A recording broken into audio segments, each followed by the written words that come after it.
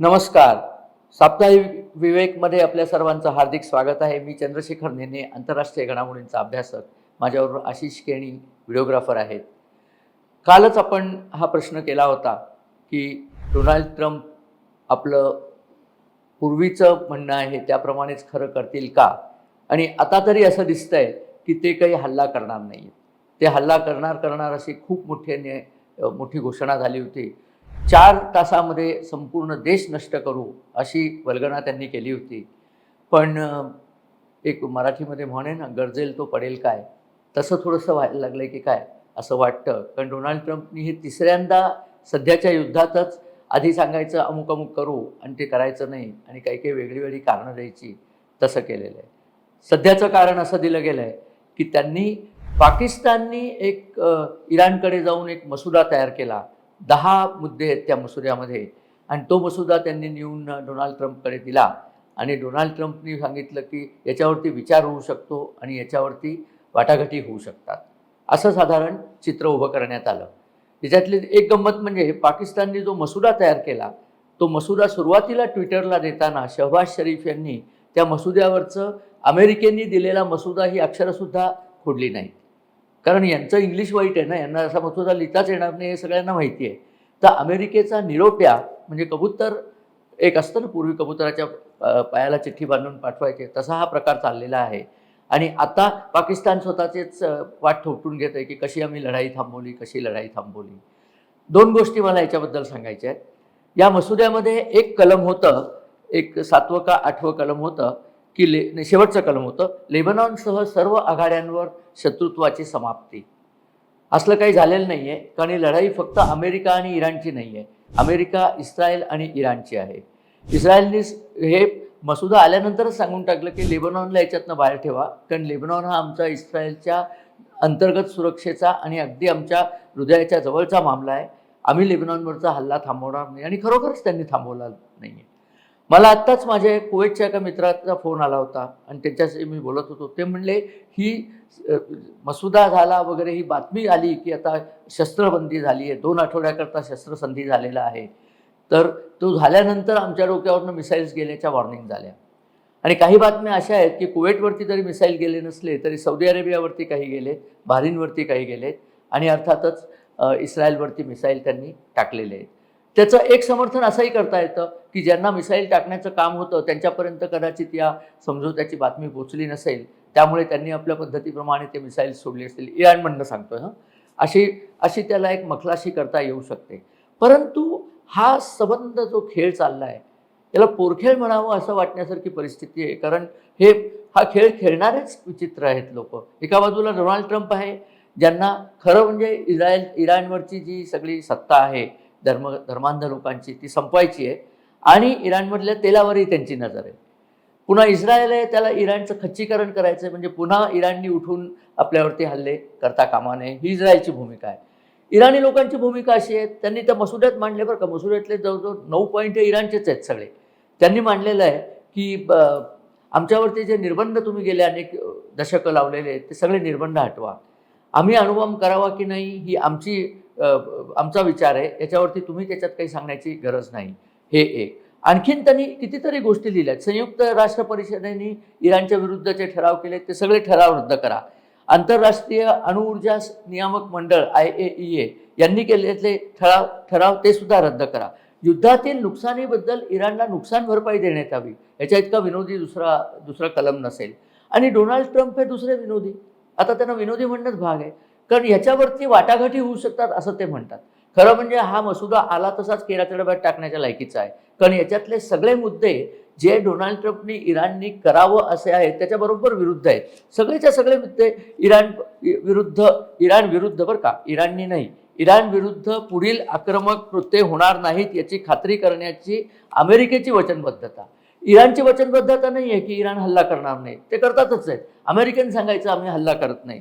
अमेरिकेच्या राष्ट्राध्यक्षपदी मोहनदास करमचंद गांधी बसलेत अशी बहुतेक इराणची समजूत असावी असं मला कधी कधी वाटतं की तुम्ही काही करायचं नाही. होर्मुझच्या सामुद्रधुनीवर इराणचं नियंत्रण कायम. डोनाल्ड ट्रम्पने अर्थात त्याच्यावरती खुलासा केला आहे की होर्मुझच्या सामुद्रधुनीवरती कोणाचं नियंत्रण असेल ते बघण्याचा अधिकार आमचा आहे आणि आम्ही होर्मुझच्या सामुद्रधुनीमध्ये आमची उपस्थिती जाहीर ठेवणार आहोत आणि कराराचं पालन जर झालं नाही तर त्याच्याविरुद्ध काय स्टेप्स घ्यायचे ते आम्ही घेणार आहोत.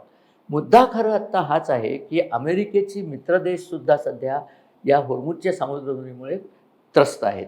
ती सामुद्रधुनी बंद असल्यामुळे सगळ्यांचं तेल थांबलं. पाकिस्तानचं तर गळ्याशीच आलं. पाकिस्तानला तेलच नाही आहे. त्यामुळे ते पाकिस्तानमुळे तेल 2 मार्गाने येत आहे. तुम्हाला माहिती आहे की नाही? एक म्हणजे होर्मुझच्या सामुद्रधुनीतनं पश्चिम आशियातल्या राष्ट्राकडनं घेतलेलं तेल. पैसे ते कोणाचेच देत नाहीत, सगळं उधारच येतं त्यांच्याकडे. आणि दुसरं म्हणजे इराणमधनं स्मगल होऊन इराण पाकिस्तान सीमेवरचं तेल येतं. आता इराणचं स्मगल तेल बंद आहे आणि हे पण तेल बंद. त्यामुळे पाकिस्तानात तेलाचा एक थेंबही नाही आहे. आपल्या देशाची परिस्थिती त्यांच्याहून बरीच चांगली आहे. कारण आपल्याकरता एकतर इराणच्या राजसत्तेने आपली काही जहाजंसुद्धा सोडली. त्यामुळे गॅसची 2 जहाजं सोडली, तेलाचे 2 टँकर सोडले. आणि याच्या आधी नरेंद्र मोदी सरकारने देशामध्ये स्ट्रॅटेजिक पेट्रोलियम रिझर्व्ह SPR हे या नावाखाली जवळजवळ 70 दिवसाचं क्रूड तेल या देशात स्टोअर करून ठेवलेलं आहे. त्यामुळे आपण इमिजिएट आपल्याला प्रॉब्लेम होणार नाही. मागे मी सांगितलेलं आहे 41 देशांशी आपण तेल पुरवठ्याचा करार केलेला आहे, गॅस पुरवठ्याचे करार केलेले आहेत. काही देशांकडनं गॅस यायला वेळ लागतो कारण ते लांब असतात. अंगोला लांब आहे, कॅनडा लांब आहे, अमेरिका लांब आहे. परंतु गॅस आपल्याकडे येत राहणार आहे, काळजीची काही हे नाही. लोक जरा धावत पळत विरोधी पक्षांनी जे उठवलं होतं की संपला गॅस संपला म्हणून लोकांनी साठेबाजी करायला सुरुवात केली होती. तर 2 साठेबाज तर UPमध्ये पकडले, दोन्ही समाजवादी पक्षाचेच माणसं होती. परंतु गॅसची आता टंचाई तितकी दिसते तेवढी नाही आहे. गोष्टी सुधारत आहेत. हा जर युद्धविराम टिकला तर निश्चितच भारताच्या फायद्याचा आहे, यात वादच नाही. आणि याचं प्रतिबिंब कुठे उमटलं? 2 ठिकाणी उमटलं. एक म्हणजे आपलं जे शेअर मार्केट आहे ते एका क्षणात म्हणजे पहाटे 5 वाजता कळलं की आता हे हल्ला होणार नाही. त्यानंतर सकाळी उघडता शेअर मार्केट 2800 पॉईंटनी वरती गेलं. 16 कोटी रुपये इन्व्हेस्टर्सची किंमत वाढली. म्हणजे त्यांच्याकडे तेवढा फायदा झाला असं आपल्याला म्हणता येईल. ज्याप्रमाणे भारतातलं शेअर मार्केट वरती गेलं तसंच अमेरिकेतलं शेअर मार्केटसुद्धा वरती गेलेलं आहे. ट्रम्प आणि त्यांच्या मित्रमंडळींचा आत्तापर्यंतचा इतिहास पाहिला तर अशा वेळेला ट्रम्प पैसा कमवण्याचा फार उत्तम कार्यक्रम करतात. अगदी उदाहरण सांगतो. ट्रम्पना माहिती होतं की मी युद्धबंदी करणार आहे. ट्रम्पना हे माहिती आहे युद्धबंदीचा परिणाम म्हणून शेअर मार्केट वर जाणार आहे. त्यांनी हे सगळे शेअर आधी कमी किमतीला विकत घेतले असतील, ठराविक शेअर, आणि वर गेल्यानंतर लगेच विकून टाकले असतील. आणि पुन्हा युद्ध सुरू झालं की ते पुन्हा खाली येणारच आहेत. भरपूर पैसा कमवता येतो. गेल्या वेळेला जेव्हा हा प्रकार झाला तेव्हा त्यांनी काहीतरी $1.3 अब्ज कमवले अशी बातमी आहे. तेव्हा आपण लक्षात ठेवायचं की दिसतं तसं नसतं. अनेक पदर याच्यात कार्यान्वित असतात.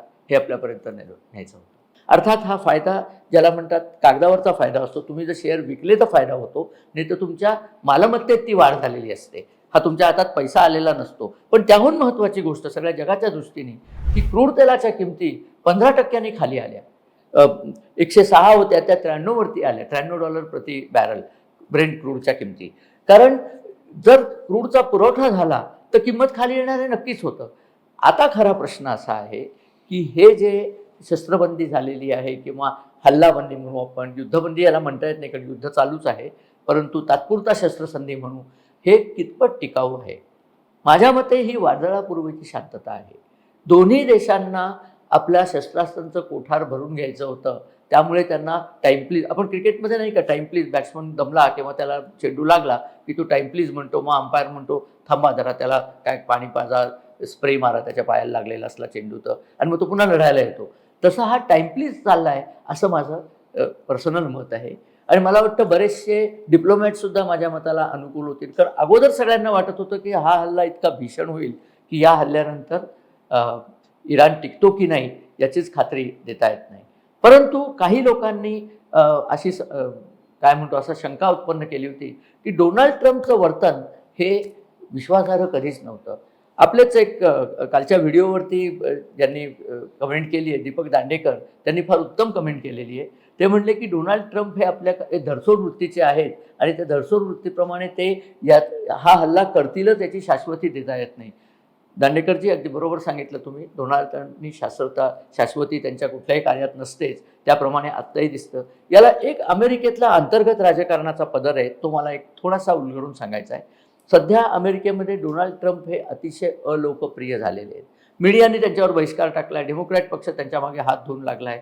नोव्हेंबरमध्ये निवडणुका आहेत. आत्ताच बातमी आली आहे की टेक्सास संस्थान जे संपूर्णपणे रिपब्लिकन पक्षाचं गड मानलं जायचं, त्या टेक्सास संस्थानात डोनाल्ड ट्रम्पच्या पक्षाचा जाहीर सपशेल पराभव होईल असं सर्वे सांगतायत की डेमोक्रेट पक्षाला तिथे विजय मिळेल. कारण ट्रम्प यांची धरसोड वृत्ती आणि जे काही मनमानी वृत्ती चालली आहे ही अमेरिकन लोकांना आवडत नाही आहे. आणि मीडियासुद्धा ट्रम्पच्या विरुद्ध हे करते, हल्ला करते. तर याला कसं तोंड द्यायचं, तर त्यांचे जे उपराष्ट्रपती आहेत JD व्हान्स, त्यांना पुढे आणायचं. आणि उपराष्ट्रपतींनी हा शस्त्रबंदीचा ठराव आणला किंवा ही आयडिया आणली असं एक नॅरेटिव्ह आता अमेरिकेत सुरू होत आहे.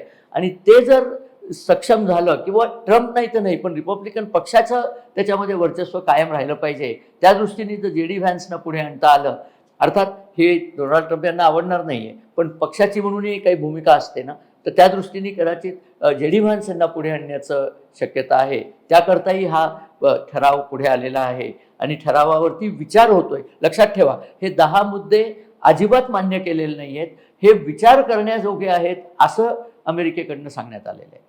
म्हणजे हे मुद्दे फायनल झाले, आता ठराव झाला, आता दोन आठवडे शस्त्रबंदी, मग नंतर कायमची शस्त्रबंदी, मग इराणमध्ये सगळं नुकसान झाले ते भरून काढण्याकरता कॉन्ट्रॅक्ट्स निघतील, त्याच्यातनं पैसे कमवता येईल. ट्रम्पने सांगितलं या सगळ्या प्रकारात आपल्याला सगळ्यांना खूप पैसे कमवता येणार आहेत, हे मात्र ते खरं बोलले. खरी गोष्ट तीच आहे. परंतु या ठरावावरती आखाती देशांनी विविध प्रतिक्रिया दिल्या आहेत आणि त्यांना हे अजिबात आवडलेलं नाही. कारण मी मागे सुद्धा ही उपमा दिली होती की जे शेतकरी असतील त्यांना हे जास्ती अपील होईल की तुमच्या शेतात जर साप निघाला, आणि इथे मला इराणची तुलना सापाशी करायची नाही आहे, कृपया हे लक्षात ठेवा. आमचे श्रोते त्याच्यात बरेच लोक इराणच्या बाजूने बोलतात, त्यांच्याकरता हा विशेष आहे. ही म्हण मी वापरली आहे, शेतात जर साप निघाला, साप म्हणजे डेंजर, एक डेंजर निघालं तर त्याला काठी मारून ते पळून गेलं म्हणून ते स्वतःची पाठ ठोकटून शेतकरी कधीच स्वस्त बसत नाही. त्या सापाचा पूर्ण खात्रीलायक नायनाट केल्याशिवाय त्याला शांतता मिळत नाही. इस्रायलची भूमिका तीच आहे. इराणला नुसतं इराणने सांगितलं बरं मी आता हल्ला नाही करणार, असं नाही. तुझ्याकडची हल्ला करण्याची साधनं नष्ट केली आणि ती साधनं म्हणजे अणुबॉम्ब तुला पुढे 15-20 वर्ष तरी करता येणार नाही याची जर खात्री झाली तरच मी निश्चिंत झोपू शकेन. नाही तर काय फायदा झाला, इतके बॉम्ब टाकले, इतकी माणसं आमची मारली तुमची मारली, इतकं सगळं जगाला धोक्यात टाकलं आणि तरी फायदा काहीच झाला नाही. तुम्ही आपलं 15 दिवस सुट्टी घेऊन पुन्हा मारामाऱ्या करायला येणार की काय? उलट शत्रू जेरीवरला जर आलाय तर त्याला ठोकून पार नाहीसा करणं हेच युद्धशास्त्रातला नियम आहे. हा नियम जर तुम्ही मोडलात तर तुमचा जय होत नाही, तुम्ही पुढच्या पराजयाची आपली ही तयार करून ठेवता भूमी. एक इतिहासातलंच उदाहरण जर दिलं तर जेव्हा शिवाजी महाराजांनी औरंगजेबाशी तह केला, करावा लागला कारण मिर्झाराजे जयसिंगांचं सैन्य खूप मोठं होतं, त्यांनी रयतेची हालत खराब केली होती वगैरे आपल्याला माहिती आहे, तो केला. परंतु औरंगजेबाला सुद्धा कदाचित हे लक्षात आलं नसेल की ही माणसं पुन्हा आपल्यावरती हल्ला करून आपलं कांडात काढतील. आणि बघा त्या तहानंतर 1678 साली मला वाटतं तो तह झाला आणि त्यानंतर 1670 साली तह झाला आणि त्यानंतर फारच थोड्या काळामध्ये मराठे दिल्लीपर्यंत पोचून गेले. तर अशी परिस्थिती या प्रकारच्या तहांमध्ये असते. तसा हा तर 2 आठवड्याचाच तह आहे. मला वाटत नाही हा तह टिकेल, कारण दोन्ही बाजूंचे भूमिका अतिशय स्ट्रॉंग आहेत, एकमेकांच्या विरुद्ध ते हल्ला करतच राहणार आहेत. आणि एक छोटीशी गोष्ट सांगतो आणि हा व्हिडिओ संपवतो. तुम्ही मला काल सांगितलं की इराणनी जिथे जिथे अमेरिका हल्ला करेल, अमेरिकेने सांगितलं होतं तुमचे पूल पाडणार, तुमचे पॉवर स्टेशन पाडणार, तुमचे पेट्रोकेमिकल कॉम्प्लेक्स पाडणार, या सगळ्या ठिकाणी स्त्रिया आणि मुलं आणून ठेवली होती. आता ती स्त्रिया आणि मुलं का आणली की बॉम्ब मारले तर पहिले ती मरतील आणि ती मेल्यानंतर आम्ही जगाला ओरडून सांगू बघा अमेरिकेने स्त्रिया आणि मुलांना मारलं. म्हणजे त्यांना स्वतःच्या स्त्रिया मुलांची किंमत नाही आहे. बरं, ती स्त्रिया मुलं ती काही स्वतःहून आली अशातली गोष्ट नाही आहे, बंदुकीच्या धाकानेच त्यांना तिथे आणलेलं आहे. अशा प्रकारचे राज्यकर्ते इराण या देशात आहेत, हे आपण लक्षात ठेवलं पाहिजे. आणि सर्वात शेवटी इराण हा एक इस्लामिक कट्टर देश आहे. कुठल्याही इस्लामिक कट्टर मनोवृत्तीच्या सरकारचा कुठल्याही वचनावर कधीही भरोसा ठेवायचा नाही, हे गुरु गोविंद सिंगांनी सांगितलेलं आहे. तुम्हाला ते माहिती असेल. त्यांना विचारलं होतं की इस्लामी सत्तेवरती मुघलांवरती विश्वास ठेवायचा का, तर त्यांनी सांगितलं होतं तुमच्या हाताला वरपासून खालपर्यंत सरसोचं तेल चोपडा, तो हात तिळाच्या पोत्यात घाला, तो हात बाहेर काढा, जेवढे तीळ चिकटलेले असतील ते मोजा. तितक्या वेळा जरी इस्लामी सत्तेने तुम्हाला वचनं दिली तरी त्या वचनांना अजिबात मानू नका, ते अत्यंत वचनभंग करणारे लोक आहेत, हरामखोर लोक आहेत, असं गुरु गोविंद सिंग म्हणले होते. ट्रम्प यांना कदाचित गुरु गोविंद सिंग भेटले नसावेत म्हणून ट्रम्पने ही भूमिका घेतली असावी. पण आपलं सरकार सावध आहे. आपल्या सरकारने नुकतीच एक फार मोठी उपलब्धी केलेली आहे. मी याच्यावर मागे एकदा बोललेलोही आहे, विविध ठिकाणी बोललो आहे. कल्पाकम येथे जी अणुभट्टी आपण थोरियम बेस पॉवर प्लांट केलेला आहे, त्याचं यशस्वी पदार्पण कालच झालेलं आहे. आणि आपल्याला जर थोरियमनं वीज करणं चांगलं जमलं तर त्याचा अर्थ भारताला कुठनंही ऊर्जा आणण्याची गरज नाही, कारण जगातलं 60% थोरियम केवळ भारतात आहे. त्यामुळे भारत हा नुसता विजेच्या बाबतीत स्वयंपूर्ण होईल असं नाही, सगळ्या जगाला वीज पुरवण्याची शक्ती भारतात येईल. ही एक अत्यंत चांगली बातमी आहे. ब्रह्मास्त्र म्हणून जे आपण अणुभट्टीचं पदार्पण केलेलं आहे, ती चांगली बातमी आहे. त्या चांगल्या बातमीनंतर मी इथे थांबतो. आत्ता जी युद्धबंदी झाली आहे, शस्त्रबंदी झाली आहे, त्याचा आपण फायदा घेऊया. शेअर मार्केटवर गेलेलंच आहे, पण एक आठवडा जरी शस्त्रबंदी टिकली तर ही पुढे टिकेल असं आपण आशा करूया. शस्त्रबंदी झाल्या मिसाईलचे हल्ले झाल्याच्या बातम्या आहेत, तेव्हा सावध असावं, एवढंच फक्त आपल्यापुढे आणायचं आहे. आपल्याला हा व्हिडिओ आवडला असेल अशी अपेक्षा आहे. आणि जर आपल्याला आवडला तर आपण मित्र आणि परिवाराबरोबर शेअर करा. आमच्या चॅनलला सबस्क्राईब करा. आपल्या कमेंट्स आमच्याकडे येऊ दे. व्हिडिओ बघितल्याबद्दल खूप खूप धन्यवाद. नमस्कार.